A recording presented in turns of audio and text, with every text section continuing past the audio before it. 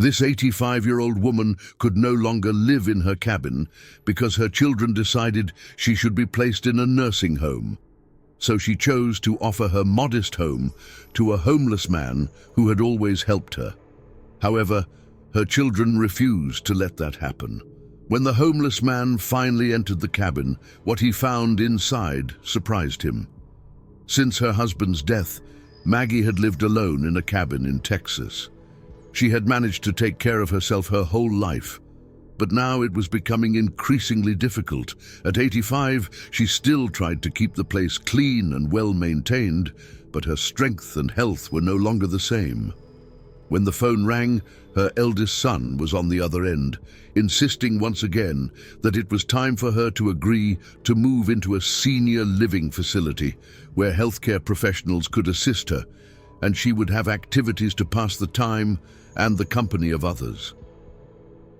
Maggie listened to all the arguments and finally decided it was fine. She could live in a nursing home. However, she wanted to know what they planned to do with her cabin and the small plot of land around it, a place she had lovingly cared for most of her life. Her eldest son suggested they could sell the property, and the money would go entirely to Maggie, or rent it out, generating income, a monthly income for the family.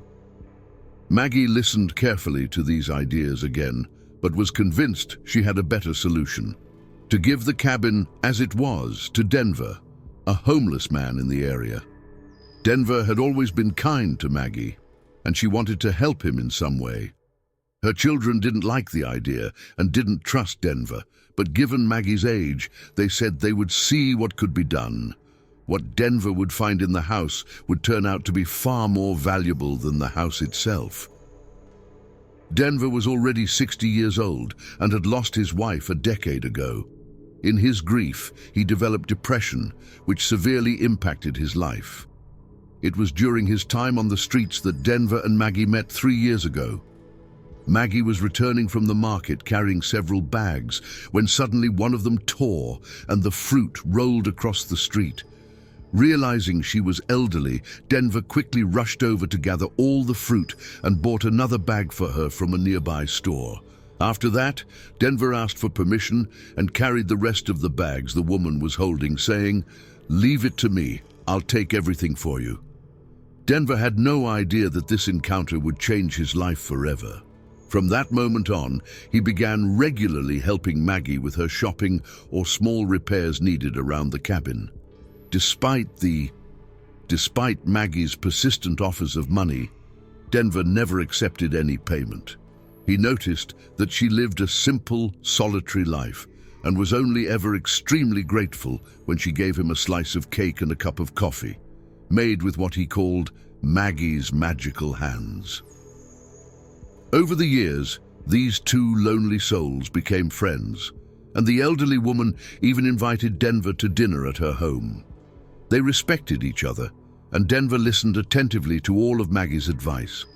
Maggie noticed that Denver's depression symptoms had lessened, while Denver felt useful whenever she needed his help. When Denver found out that Maggie was going to move into a nursing home, his heart sank. Maggie explained that over the past 2 years, her children had started calling almost every day, insisting that she leave the cabin and the land. She no longer had the strength to deal with the constant family pressure. If it were up to Maggie, she would live in the cabin she and her husband Harry built until her final days. "But in life, not all our wishes come true, right?" she said, resigned. Denver hugged his friend and reassured her that she could always count on him if she needed help. He thanked her for everything she had done for him and for giving him the chance to regain his dignity and confidence, to try and leave homelessness behind. Within 2 weeks, Maggie had finally moved into the nursing home. Her family made all the arrangements without even asking for her opinion. They wanted everything done quickly and without complications, avoiding any discussions or debates with her. Denver hadn't even noticed Maggie's move. He just had a feeling she was gone because he never saw her in town again. Occasionally, he would still pass by the cabin to make sure everything was in order. During one of these visits, Denver was fortunate enough to find Maggie's children at the cabin. He approached them, introduced himself, and asked about his friend's whereabouts. The eldest son immediately dismissed him, saying he wouldn't follow in his mother's footsteps by giving money for alcohol or supporting any other vices the homeless man might have. Denver wasn't expecting such rudeness from the children of a woman as kind as Maggie, and was momentarily silent, a bit stunned. He asked again where she was, but instead of answering, the children kicked him off the property, warning him not to return or they would call the police. Denver felt hurt, but he wasn't going to let that behavior keep him from his friend. Since Maggie's children refused to reveal which nursing home she had moved to, Maggie was determined to find out for himself. He headed to the city's homeless shelter and asked the caretaker if there was a list of nursing homes he could check. This way, he found out there were only 4 in the area. 2 in the city center, 1 in a more distant neighborhood, and the 4th even farther away on the outskirts of town. But that didn't matter. Denver was willing to walk as far as needed to find Maggie. He showered at the shelter and set out early the next day. The first 2 nursing homes were close to the shelter, but Maggie wasn't in either of them. He walked another 40 minutes to reach the 3rd home. There was a Margaret there, but it wasn't his Maggie. So Denver kept walking for another hour until he reached the main road that would lead him to the final nursing home on his list. Denver continued walking, hitchhiking along the way, but no one stopped to help him. About 3 hours later, he finally spotted the nursing home and made his way there, already exhausted and thirsty. After all, he wasn't young anymore. As he entered, Denver thought it was now or never. She had to be there. At the reception, he didn't even ask if there was a Margaret staying there. With confidence, he said he wanted to visit Margaret, who had moved in a few days ago. The receptionist hesitated for a moment, but then confirmed, indeed, Margaret was there. Denver then asked to see her, claiming to be her brother. He had to lie, because he knew that being just a friend wouldn't be enough for the institution to allow the visit. They warned him that visiting hours were almost over, but he could see her briefly. They escorted him to her room, and he was left speechless by what he saw. His friend was lying in bed and looked ill. He had never seen her so frail. However, when Maggie realized it was Denver standing at the door, her eyes lit up and she gave him a warm smile. Denver approached slowly, still assessing Maggie's condition, but the elderly woman was in a hurry. She gestured for him to come closer and said, "Don't waste time, I have something to tell you." The man sat by her side and helped her adjust herself. She leaned in and whispered something in his ear that sent chills down Denver's spine. "Is this for real? Seriously?" he asked, utterly incredulous at what he had just heard. Maggie patted his cheek, then squeezed his hand and said, "Yes, it's real. It's yours, and everything inside it is for you too." After a while, a staff member came by to inform them that visiting hours were over and Denver had to leave. He wasn't quite sure what to make of Maggie's words, but he felt a bit sad seeing her in such a fragile state. She no longer seemed like the same strong elderly woman he once knew. The strong, independent woman he once knew now seemed a shadow of her former self. Perhaps the change was too recent, and she hadn't fully adjusted yet. As Denver was leaving, he glanced over his shoulder and saw Maggie smiling at him. He didn't realize it at the time, but that would be the last time he ever saw his friend. The next morning, Denver gathered his last few coins and bought a modest bouquet of flowers. He retraced his steps back to the nursing home, but upon arrival, he learned that Maggie had passed away the previous night. He wasn't prepared for the news, and it was hard for him to comprehend. He broke down in tears right there. The receptionist, noticing his grief, asked if he hadn't been informed by his brother, as the family had been notified earlier that morning. Denver didn't respond. He simply stepped aside, letting his tears fall freely. Denver then returned to the cabin, which was now his, according to Maggie's last words. However, he didn't feel any joy. He found the spare key exactly where Maggie had told him, so entering was easy. Despite the significance of the gift, all he could think about was Maggie, and the cabin felt empty without her presence. To honor her memory, Denver decided to make coffee the way Maggie used to prepare it for him. He opened the highest cupboard in the kitchen, looking for the coffee grounds. In front of the coffee was a cardboard box, and as he tried to move it, the box fell to the floor, making a loud noise. As Denver picked up the box, he realized it was quite heavy. Out of curiosity, he decided to open it, wanting to make sure he hadn't damaged anything important of Maggie's. What he saw inside left him breathless. There were numerous stacks of money, the kind of sum he'd only ever seen in movies. He laid it all out on the table and stared at it for several minutes, trying to comprehend what it all meant. There were over 40 bundles of $10,000 each, totaling nearly $500,000. A small fortune, which Denver deduced must have been Maggie's life savings. He recalled that Maggie had assured him that the cabin, along with everything inside, was now his. Despite this, he hesitated. Eventually, he gathered all the bundles into an old, worn leather bag and headed towards the door. He knew exactly what he needed to do. In the days that followed, Denver made modest renovations to the cabin, just enough to make it more appealing without altering its original charm, carefully preserved by Maggie and her late husband. He sorted through the personal items Maggie had left behind, arranging them as if they were part of a museum exhibit. On the living room wall, he hung a beautiful photo of Maggie, placing a lit candle just below it. Denver wasn't doing any of this for the property she had left him, nor for the money he had discovered. Instead, he wanted to honor the deep friendship he had with her, to show how much it meant to him. It wasn't long before. Not long after, Maggie's 2 sons arrived at the cabin and found Denver living there. They demanded to know what he was doing in their family's home. Denver, being honest, explained that he had visited Maggie in the nursing home before her passing and that she had left the cabin and everything inside to him. The sons couldn't believe it. They thought Denver, being homeless, must also be delusional.